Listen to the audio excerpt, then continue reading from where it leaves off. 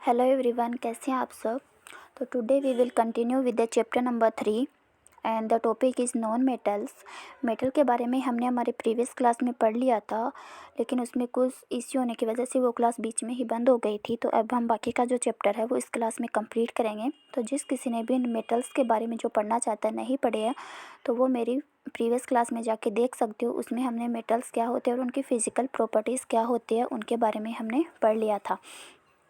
तो अभी मैं मेटल्स के बारे में थोड़ा बहुत यहाँ पे कुछ बता देती हूँ कि मेटल्स के अंदर कौन कौन सी प्रॉपर्टीज़ होती है। तो यहाँ पे देखिए, जो मेटल्स होते हैं वो सबसे पहले तो हमने पढ़ा था कि मेटल्स की जो सरफेस होती है वो शाइनिंग सरफेस होती है ना। तो जो शाइनिंग सरफेस होने की प्रॉपर्टी है वो कहलाती है लस्टर। दूसरा हमने पढ़ा था, मेटल्स जो होते हैं उनको पीट के पतली चादर में कन्वर्ट किया जा सकता है। तो मेटल्स को जो पतली चादर में कन्वर्ट करने की उनकी जो प्रॉपर्टी है वो मेलिएबिलिटी कहलाती है। तीसरी प्रॉपर्टी हमने पढ़ी थी कि मेटल्स को खींच के पतले वायर के रूप में उसको कन्वर्ट किया जा सकता है, तो उसकी प्रॉपर्टी कहलाती है डक्टिलिटी। और जो फोर्थ प्रॉपर्टी हमने पढ़ी थी कि जो मेटल्स जो होते हैं वो गुड कंडक्टर होते हैं हीट के। एंड जो फिफ्थ प्रॉपर्टी पढ़ी थी वो ये पढ़ी थी कि मेटल्स जो होते हैं अगर उनको हम किसी हार्ड सरफेस से टकराएंगे, टच करेंगे, तो उनमें से एक टन की आवाज़ आएगी। और ये जो प्रॉपर्टी किसी मेटल्स में होती है तो उनको सोनोरस कहते हैं। तो ये कुछ एक्सप्लेनेशन थी मेटल्स के बारे में। तो जो देखिए, जो नॉन मेटल्स होते हैं वो एकदम से मेटल्स के ऑपोजिट होते हैं। यानी कि नॉन मेटल्स के अंदर ना तो लस्टर वाली प्रॉपर्टीज़ होती है, ना ही नॉन मेटल्स के अंदर मेलिएबिलिटी, डक्टिलिटी, सोनोरस, ये कोई भी प्रॉपर्टी नॉन मेटल्स के अंदर नहीं होती है। तो अब देखिए नॉन मेटल्स क्या होते हैं। यहाँ पे देखिए, some of the example of non metals are carbon, sulphur, iodine, oxygen, hydrogen. The non metals are either solids and gases except bromine which is liquid. इसका मतलब क्या है कि कुछ कुछ नॉन मेटल्स हैं जिनके एग्जाम्पल है carbon, sulphur, iodine, oxygen and hydrogen. तो इनको आप याद रख सकते हो नॉन मेटल्स के रूप में। इसके बाद में नीचे वाली लाइन में बताया कि जो नॉन मेटल्स होते हैं उनकी फिजिकल प्रॉपर्टी क्या होती है कि नॉन मेटल्स सॉलिड होते हैं, या तो नॉन मेटल सॉलिड होंगे या फिर नॉन मेटल गैस होते हैं।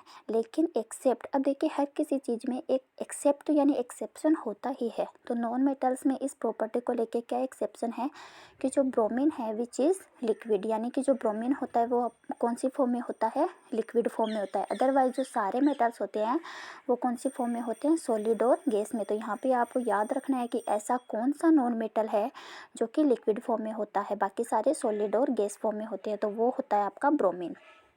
अब नीचे देखिए, हमें पता लग गया कि मेटल्स क्या होते हैं और नॉन मेटल्स क्या होते हैं। अब जैसे हमने नॉन मेटल्स में ये एक्सेप्शंस पढ़े थे, ऐसे ही कुछ कुछ और एक्सेप्शन है मेटल्स और नॉन मेटल्स के अंदर। तो चलिए देखते हैं।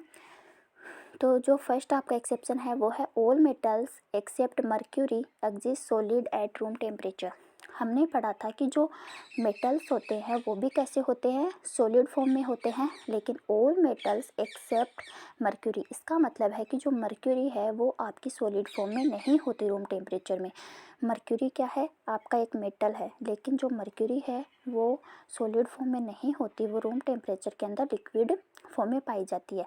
इसके अलावा हमने पढ़ा था कि metals have high melting point, की जो मेटल्स हैं उनमें कौन से पॉइंट होते हैं, मेल्टिंग पॉइंट कैसा होता है उनका, हाई मेल्टिंग पॉइंट होता है। लेकिन इसका जो एक्सेप्शन है वो क्या है, but gallium and caesium have very low melting point. These two metals will melt if you keep them on your palm, कि अगर आप इन दोनों मेटल्स को अपने पाम पे भी रखोगे तो ये क्या हो जाएंगे, मेल्ट हो जाएंगे। तो आप एक्सेप्शन याद रखो कि देखो मर्क्यूरी तो वो मेटल है जो कि सॉलिड फॉर्म में नहीं होती।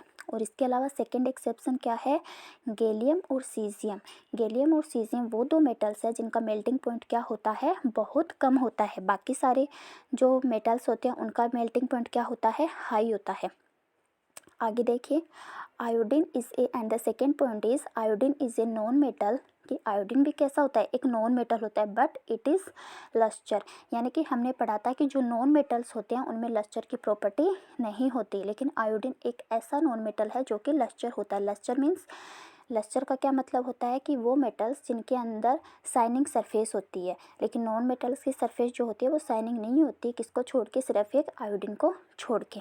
And the third point is carbon is a non metal. Carbon भी कैसा होता है, नॉन मेटल होता है, that can exist in different forms, कि जो कार्बन होता है वो डिफरेंट डिफरेंट फॉर्म में एग्जिस्ट करता है। Each form is called an allotrope. और जो कार्बन की जो फॉर्म होती है वो क्या कहलाती है?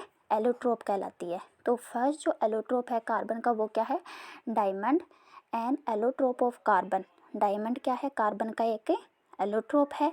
Is the hardest natural substance known and has a very high melting point and boiling point. की जो कार्बन है वो क्या है? हार्डेस्ट नेचुरल सब्सटेंस होता है और कार्बन का जो मेल्टिंग पॉइंट और बॉइलिंग पॉइंट होता है वो क्या होता है? काफ़ी ज़्यादा हाई होता है।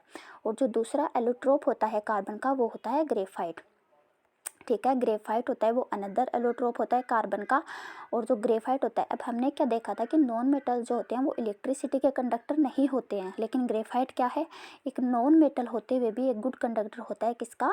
इलेक्ट्रिसिटी का। ठीक है। एंड द फोर्थ पॉइंट में क्या लिखा है? Alkali metals. Alkali metals lithium sodium potassium. अब लिथियम सोडियम और पोटेशियम को यहाँ पे एल्कली मेटल्स क्यों बोला है? क्योंकि ये सारे इनका जो नेचर होता है वो बेसिक फॉर्म का होता है। अब हमें कैसे पता चला कि लिथियम सोडियम और जो पोटेशियम होते हैं वो बेसिक फॉर्म के होते हैं? तो ये हमने पीछे भी चैप्टर में पढ़ा है कि जो अगर हम इन सब की रिएक्शन वाटर के साथ करवाएंगे तो ये एक हाइड्रोक्साइड आयन का निर्माण करेंगे, और यानी कि सोडियम हाइड्रोक्साइड, लिथियम हाइड्रोक्साइड और पोटेशियम हाइड्रोक्साइड बनाएंगे। और जिसमें हाइड्रोक्साइड होता है उसमें बेसिक नेचर होता है, और जिन मेटल्स में बेसिक नेचर होता है उनको हम बोलते हैं एल्कली मेटल्स। और इसमें क्या लिखा है, समझ में आया एल्कली मेटल्स क्या होते हैं? तो alkali metals are so soft that they can be cut with a knife. हमने क्या पढ़ा था कि मेटल्स जो होते हैं वो हार्ड होते हैं, लेकिन इसका एक एक्सेप्शन है कि जो एल्कली मेटल्स होते हैं वो क्या होते हैं? सॉफ्ट होते हैं और उनको कट किया जा सकता है विद ए नाइफ। ओके, तो ये हो गई हमारी कुछ एक्सेप्शंस किसके? मेटल्स एंड नॉन मेटल्स के। ठीक है, तो यहाँ